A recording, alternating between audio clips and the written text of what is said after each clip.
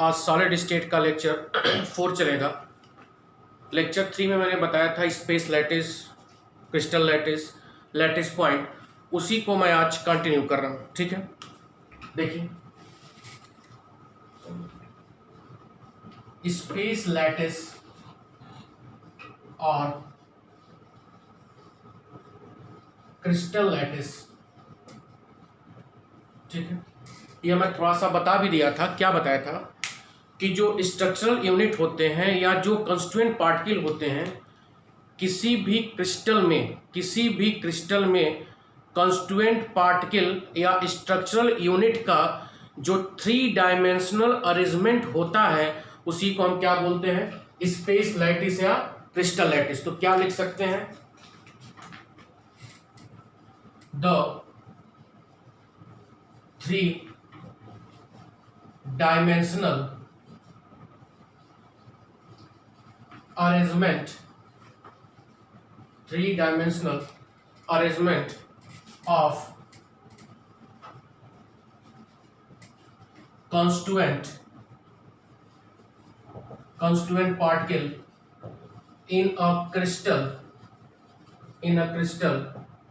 is known as क्या बोलेंगे, space lattice. Clear हो रहा है, या क्रिस्टल लैटिस। तो किसी भी क्रिस्टल में कंस्टिट्यूएंट पार्टिकल का या स्ट्रक्चरल यूनिट का 3 डायमेंशनल जो अरेंजमेंट होता है उसी अरेंजमेंट को हम क्या बोलते हैं, स्पेस लैटिस और क्रिस्टल लैटिस। ठीक है, अब ध्यान दो, किसी भी स्पेस लैटिस या क्रिस्टल लैटिस में वह पॉइंट जहां पर कंस्टिट्यूएंट पार्टिकल सिचुएटेड होता है, this point is known as lattice point. Clear हो रहा है। तो किसी भी क्रिस्टल लैटिस या स्पेस लैटिस का वह पॉइंट जहां पे कंस्टिट्यूएंट पार्टिकल क्या हो, सिचुएटेड हो, उसी को हम क्या बोलते हैं, लैटिस पॉइंट। क्लियर हो रहा है। तो 2 चीज यहां पे आया, एक स्पेस लैटिस हुआ और दूसरा क्या हुआ, लैटिस पॉइंट। दूसरा क्या होगा, लैटिस पॉइंट। तो लैटिस पॉइंट क्या होता है, क्रिस्टल लैटिस में वह पॉइंट जहां पर कंस्टिट्यूएंट पार्टिकल सिचुएटेड या स्थित होता है, उसी पॉइंट को हम क्या बोलते हैं, लैटिस पॉइंट। क्लियर हो रहा है। तो किसी भी क्रिस्टल में 3 डायमेंशनल अरेंजमेंट किसका, कंस्टिट्यूएंट पार्टिकल का ही क्या कहलाता है, स्पेस लैटिस। और किस स्पेस लैटिस का वह पॉइंट जहां पर कंस्टिट्यूएंट पार्टिकल सिचुएटेड होता है उसी को हम क्या बोलते हैं, लैटिस पॉइंट। ठीक है, आइए आगे देखते हैं। हम पॉज करके स्क्रीनशॉट लेके फिर कॉपी में लिखेंगे। ठीक है,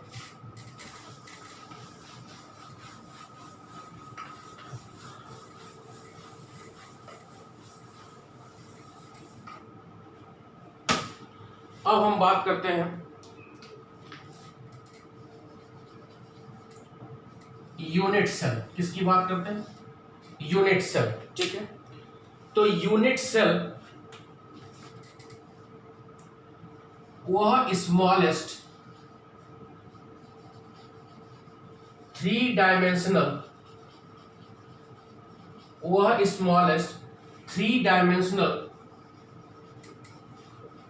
group of lattice point which repeated again and again form space lattice. ठीक है, क्या कहा जा रहा है, किसी भी स्पेस लैटिस में जो सबसे smallest 3 dimensional group of particles या 3 डायमेंशनल ग्रुप ऑफ पॉइंट जो बार बार रिपीट होता है उसी को हम क्या बोलते हैं, यूनिट सेल। क्या बोलते हैं? Unit cell. इसको समझो कैसे, जैसे मान लो, जैसे आप मानिए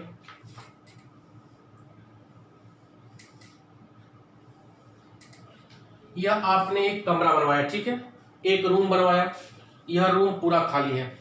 फिर आपने क्या किया, इसके अंदर एक छोटा रूम और बनवाया, एक छोटा रूम और बनवाया।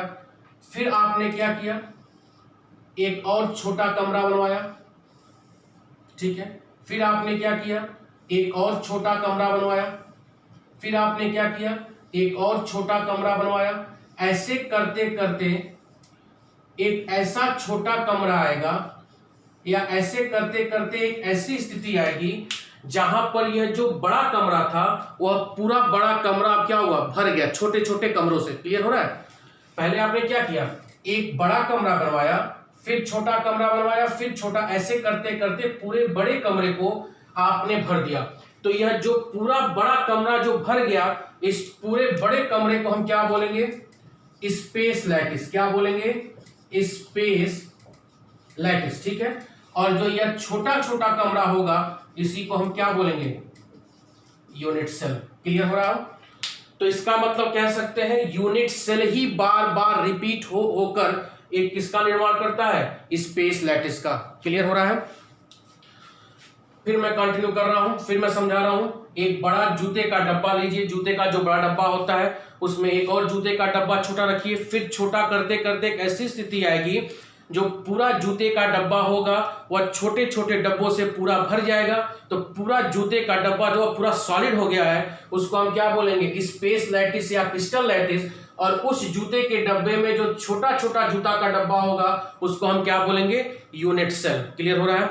तो हम कह सकते हैं कि यूनिट सेल सबसे स्मॉलेस्ट 3 डायमेंशनल स्ट्रक्चर होता है जो बार बार रिपीट होकर किसी भी क्रिस्टल लैटिस या स्पेस लैटिस का क्या करता है, फॉर्मेशन करता है। क्लियर हो रहा है? तो क्या क्या हमने पढ़ा, स्पेस लैटिस, उसी को हम क्रिस्टल लैटिस बोलते हैं, लैटिस पॉइंट। और तीसरा हमने देखा यूनिट सेल। यूनिट सेल क्या होता है, सबसे किसी भी क्रिस्टल लैटिस या स्पेस लैटिस का सबसे स्मॉलेस्ट 3 डायमेंशनल स्ट्रक्चर होता है जो बार बार रिपीट होकर किसी भी स्पेस लैटिस का क्या करता है, फॉर्मेशन करता है। क्लियर हो रहा है? अब ध्यान दो,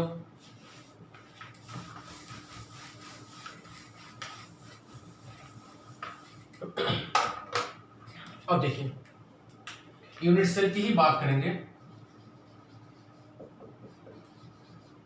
यूनिट सेल तो क्योंकि 3D होता है तो 3D हम इसमें दिखाएंगे भी।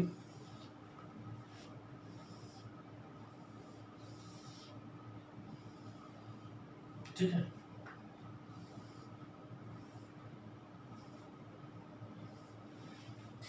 ये क्या हो गया, यूनिट सेल। क्या हो गया, यूनिट सेल। ऐसे कई यूनिट सेल आपस में जुड़ जुड़कर एक स्पेस लैटिस का क्या करेंगे, फॉर्मेशन करेंगे। क्लियर हो रहा है? अब ध्यान दो, यह यूनिट सेल हो गया। अब यूनिट सेल के पैरामीटर्स में बताऊंगा। पैरामीटर्स में क्या है, जिसको समझ के आप आगे चैप्टर कंटिन्यू कर सकते हैं अच्छी तरह से। देखिए हेडिंग होगी parameters of unit cell. Parameters of unit cell, दूसरा कलर लेने, पैरामीटर्स ऑफ यूनिट सेल। ध्यान दो,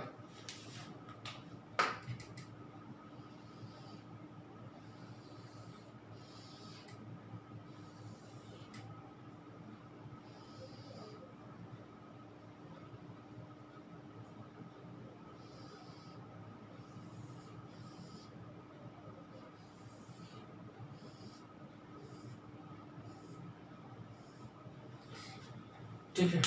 अब ध्यान दीजिएगा, आप एक यूनिट सेल की बात कर रहे हैं तो एक यूनिट सेल में कितने कॉर्नर होते हैं, ठीक है, कितने कॉर्नर हैं, 1 2 3 4 5 6 7 और 8। किसी भी यूनिट सेल में 8 कार्नर्स होते हैं। कितने कोने होते हैं? 8 कोने होते हैं। आप अपने दिमाग में एक रूम का फिगर बनाइए, एक रूम मतलब एक कमरे को बनाइए अपने दिमाग में। देखिए कितने, एक कमरे में कितने कॉर्नर्स हो सकते हैं? तो 4 कॉर्नर नीचे, 4 कॉर्नर ऊपर, कुल कितने कोने होते हैं? 8 कोने। क्लियर हो रहा है? फिर देखो, अब एक यूनिट सेल में फेस को बोलते हैं फलक। देखो अब एक कमरा आप समझो, एक कमरे में कितनी दीवारें होंगी? 4, 1 2 3, मेरे पीछे 4, ऊपर छत 5 और नीचे 6, तो कुल कितने फेस होंगे? 6 फेस। कितने फेस होंगे? 6 फेस। देखो फेस कहाँ कहाँ है? 1 या 2 या 3 या 4, एक पीछे 5 और आगे क्या होगा? 6। क्लियर हो रहा है? तो एक यूनिट सेल में 8 कॉर्नर्स होते हैं और 6 क्या होते हैं? फेस होते हैं। क्लियर हो रहा है? अब देखिए एज मतलब किनारा। तो किसी भी कमरे में आप 12 एज होते हैं। कमरे को आप कंसीडर करोगे तो कितने एज होंगे? 12। देखो कहाँ कहाँ? 1 2 3 4 5 6 7 8 9 10 11 और 12, 12 एज। तो यूनिट सेल में आपको याद रखना होगा, याद क्या रखना होगा? आपको दिखाई भी दे रहा है कि किसी भी यूनिट सेल में 8 कॉर्नर होते हैं, 6 फेस होते हैं और 12 एज होते हैं। इस पे न्यूमेरिकल आएगा जो 2 वीडियो के बाद में समझाऊंगा, लेकिन अभी पहले यहां समझिए आप कि एक यूनिट सेल में कुल कितने कॉर्नर होते हैं? 8 कॉर्नर होते हैं। आपको दिखाई दे रहा होगा 1 2 3 4 5 6 7 8।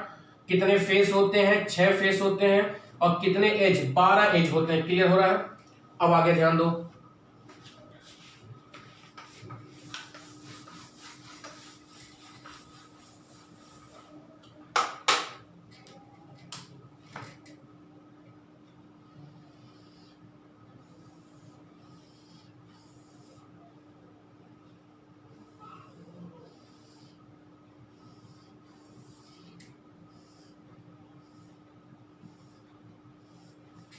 एक यूनिट सेल हो गया। आप किसी एक कॉर्नर को पकड़िए, आप किसी एक कॉर्नर को आप पकड़ो, यह कॉर्नर पकड़े, यह मान लीजिए हो गया एक्स डायरेक्शन, ये हो गया Y direction and this one is Z direction. ठीक है, क्योंकि 3D फिगर है, 3D फिगर में 3 एक्सिस होगा, एक्स वाई और जेड। यह मान लो एज लेंथ है ए। कितना हो गया? एज लेंथ ए। यह लेंथ हो गया बी और यह क्या हो गया? सी। तो एक कॉर्नर पर 3 एज आके मिलेंगे, 1 2। किसी भी कमरे में कोई कोना देखो तो 1 2 3। आप किसी भी कमरे में किसी एक कोने को पकड़ो तो एक कोने में आपके पास 3 एज आकर मिलेंगे, तो उनके लेंथ को हम क्या बोले? A B C. तो ए बी सी क्या हो गया? Edge length. क्या हो गया? Edge length. एबीसी क्या हो गया? Edge length. अब ध्यान दो,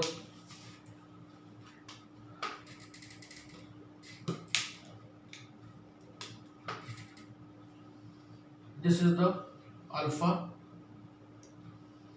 this is the beta and this is the gamma. ये अल्फा, बीटा और गामा को हम बोलेंगे इंटरफेसियल एंगल। क्या बोलेंगे? Interfacial angle. अब देखो समझो क्या होता है अल्फा बीटा गामा। किसी भी कमरे के एक कोने को उठाइए तो एक कोने में 2 फेस, जैसे मानो एक कमरे का एक कोना देखो, एक कोने पे 2 फेस और नीचे से एक फेस आ रहा होगा, तो किसी भी कोने पे 2 फेस के बीच के एंगल को हम बोलते हैं इंटरफेसियल एंगल। तो इस एज और इस एज मतलब इन फेस के बीच के एंगल का अल्फा हो गया, इनके बीच का बीटा हो गया, इनके बीच का क्या हो गया? सॉरी, गामा हो गया। ये क्या होगा? गामा। तो अल्फा बीटा गामा क्या होता है? Interfacial angle. और ए बी सी क्या होता है? As length. क्लियर हो रहा है? फिर मैं बता रहा हूं, किसी भी कॉर्नर पर आप एक जूते का डब्बा लो या कोई भी डब्बा लो जो स्क्वायर में हो, किसी भी एक कॉर्नर पर 3 एज आके मिलते हैं, 3 एज आके मिलते हैं, उनकी लंबाई एबीसी माना गया है। और दो फेस, यहां पे देखो जैसे कोई कॉर्नर लो, किसी भी कॉर्नर पे दो फेस के बीच का एंगल क्या होता है? अल्फा, इनके बीच का बीटा, इनके बीच का गामा, उसको हम क्या बोलेंगे? Interfacial angle. क्लियर हो रहा है? Interfacial angle. अब बात होती है टाइप्स ऑफ यूनिट सेल। किसकी बात होगी? Types of unit cell. ये क्लियर हुआ? आप इसको पॉज करेंगे, इसको आप कॉपी में फिर लिखेंगे, ठीक है? अगली जो हेडिंग होगी types of unit cell.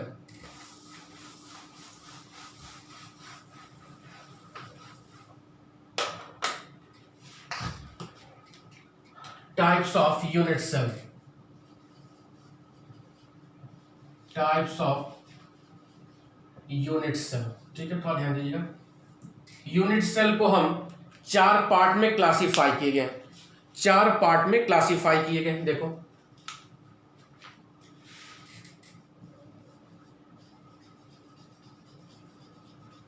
Primitive unit cell, primitive unit cell. दूसरा होगा बॉडी सेंटर्ड यूनिट सेल। तीसरा होगा फेस सेंटर्ड यूनिट सेल। और चौथा होगा साइड सेंटर्ड यूनिट सेल। तो यूनिट सेल को हम 4 पार्ट में क्लासिफाई कर रहे हैं। किस आधार पे क्लासिफाई कर रहे हैं? कि यूनिट सेल में कंस्टिट्यूएंट पार्टिकल कहां कहां पर स्थित होगा। क्लियर हो रहा है? तो इस आधार पर हम 4 पार्ट में क्लासिफाई कर रहे हैं। First one is primitive unit cell, second one is body centred unit cell, third one is face centred unit cell and fourth one is side centred unit cell. आओ एक एक देखते हैं, ठीक है? मिटा दीजिए इसको।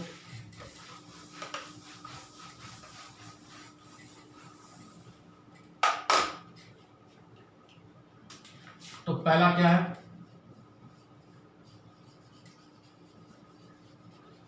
Primitive unit cell.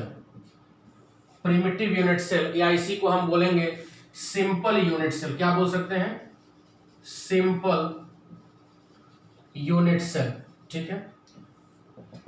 तो ध्यान दो, प्रिमिटिव यूनिट सेल या सिंपल यूनिट सेल वह यूनिट सेल होता है जिसमें कंस्टिट्यूएंट पार्टिकल केवल कॉर्नर पर स्थित होता है। क्लियर हो रहा है? इसका मतलब वह unit cell where constituent particle present at only corner is known as primitive unit cell. तो क्या डेफिनेशन होगा? मैं लिख रहा हूं, यूनिट सेल जिसमें कंस्टिट्यूएंट पार्टिकल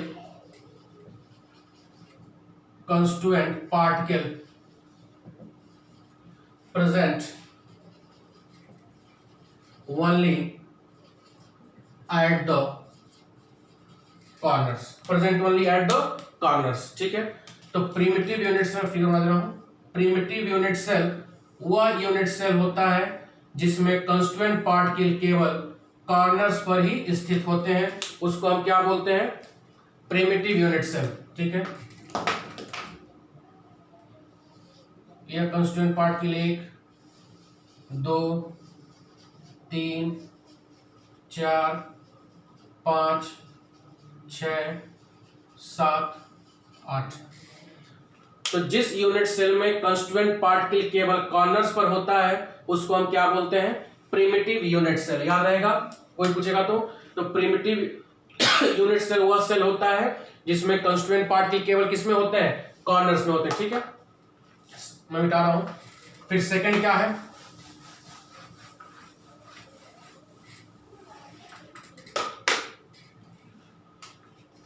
सेकंड है body centred unit cell. Second क्या है?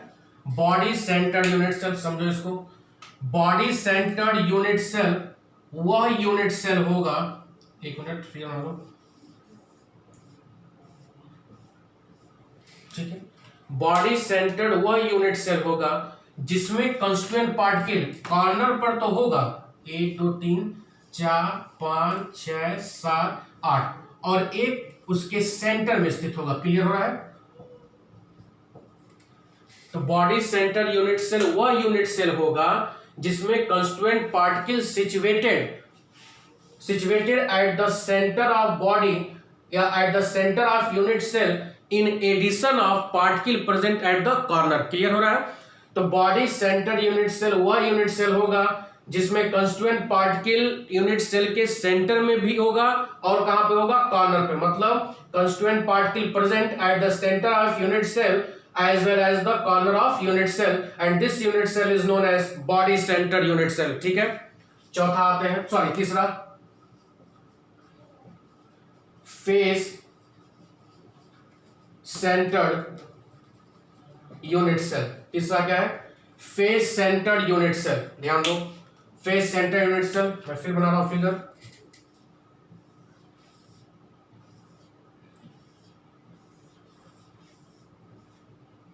इस पे न्यूमेरिकल्स आते हैं, मैं कराऊंगा, जब मतलब आपको याद रहना चाहिए, जब यह बोलेगा तो कंस्टिट्यूएंट पार्टिकल क्या होगा, जब यह बोलेगा तो कंस्टिट्यूएंट पार्टिकल कहां सिचुएटेड होगा, इसे आपको याद रहना चाहिए। अब देखो, फेस सेंटर यूनिट सेल में क्या होता है कि कंस्टिट्यूएंट पार्टिकल कॉर्नर पर होगा, 1 2 3 4 5 6 7 और 8। तो कॉर्नर पर होगा और कहां पर होगा? फेस पर। कितने फेस में? 6, 1 2 3 4, एक पीछे 5 और एक आगे 6। क्लियर हो रहा है? तो फेस सेंटर्ड यूनिट सेल वह यूनिट सेल होता है जिसमें constituent particle present at the face centre of each face in addition की constituent particle present at the corner. Clear हो रहा है? तो फेस सेंटर्ड यूनिट सेल वह यूनिट सेल होता है जिसमें constituent particle present at the centre of each face, कुल 6 फेस होते हैं, present at the center of each face as well as corner of unit cell। Clear हो रहा है? तीसरा क्या है? सॉरी, चौथा, side centred unit cell. Side centre unit cell समझिए, ये भी बहुत सिंपल है। पहले फिगर,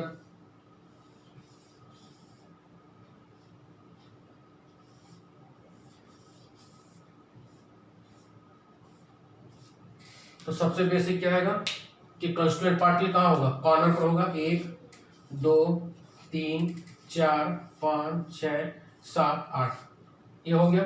अब किसी दो आमने सामने फेस पर क्या हो? कंस्टिट्यूएंट पार्टिकल स्थित हो, उसको हम क्या बोलेंगे? Side centre unit cell. Clear हो रहा है? Side centre unit cell. Clear हो रहा है? साइड से मैं फिर बता रहा हूं कि constituent particle present at the centre of each corner as well as 2 opposite face. केवल 2 अपोजिट फेस पे कंस्टिट्यूएंट पार्टिकल हो। 6 पे नो, अंतर समझिएगा। फेस सेंटर पे 6 पर हो, लेकिन साइड सेंटर पे किसी 2 अपोजिट पर क्या हो? Constituent particle as well as present at the corner. Clear हो रहा है? तो कुल 4 प्रकार का यूनिट सेल हो गया। प्रिमिटिव यूनिट सेल, दूसरा बॉडी सेंटर यूनिट सेल, तीसरा फेस सेंटर यूनिट सेल, चौथा side centre. Primitive unit cell वह यूनिट सेल होता है जिसमें constituent particle present only at the corner. Body centre क्या होता है? Present in the centre of unit cell as well as corner of the unit cell. Face centre में क्या होगा? फेस के सेंटर में पाया जाए और कहां पे पाया जाए? कॉर्नर पे पाया जाए। और साइड सेंटर क्या होता है? कॉर्नर पे तो पाया जाएगा और 2 अपोजिट फेस, किसी 2 अपोजिट फेस से पाया जाएगा तो उसको हम क्या बोलेंगे? Side centre unit cell. ठीक है, अब ये टाइप्स ऑफ यूनिट सेल हो गया। अब हम पढ़ेंगे प्रिमिटिव सेल। प्रिमिटिव सेल को और एज लेंथ और इंटरफेसियल एंगल के आधार पर अगस्त ब्रेविस, साइंटिस्ट थे अगस्त ब्रेविस, एक मैथमेटिशियन थे, फ्रेंच के मैथमेटिशियन थे।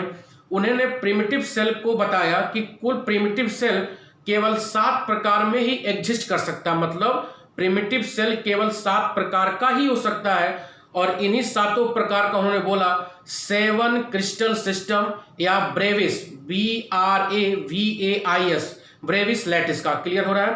कहने का मतलब प्रिमिटिव सेल केवल 7 प्रकार में ही एग्जिस्ट कर सकता है, जिसको क्या बोला गया? 7 क्रिस्टल सिस्टम। इसको कल देखा जाएगा नेक्स्ट वीडियो में। Okay, thank you.